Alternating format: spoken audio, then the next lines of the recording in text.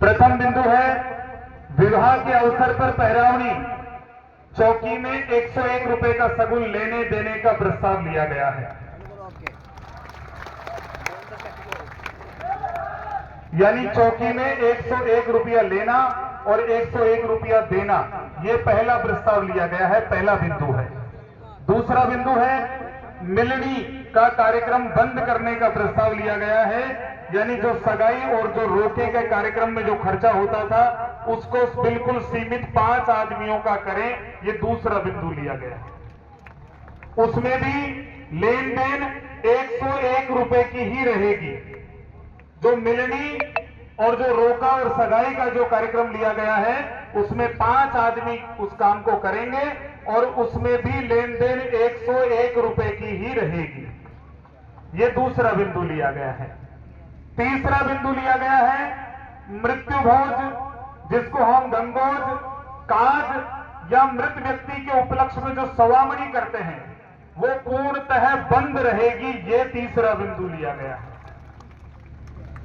चौथा बिंदु लिया गया है पुत्र जन्मोत्सव पर आयोजित भोज, तेज, सूचक को बंद करने का प्रस्ताव लिया गया है।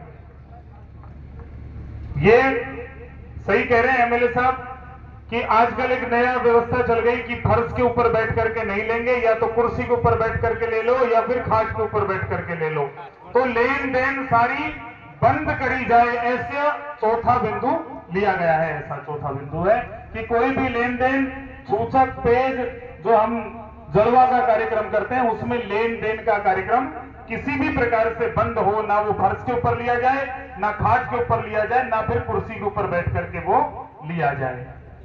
पांचवा बिंदु है लग्न टीका में 101 रुपए का ही लेन देन किया जाए। जो हम टीका या लग्न देते हैं उसमें 101 रुपए का ही लेन देन किया जाए। छठवां बिंदु है शोक सभा में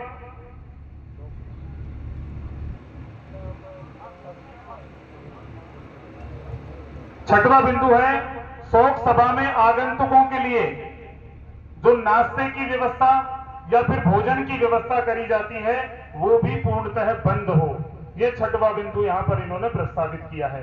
सातवां बिंदु है महिलाओं द्वारा किसी भी सामाजिक अवसर पर छोटा सा कार्यक्रम होता है तो भी अनेक प्रकार के बर्तन, अनेक प्रकार के वस्त्र बांटे जाते हैं, वो भी बंद होना प्रस्तावित किया गया है।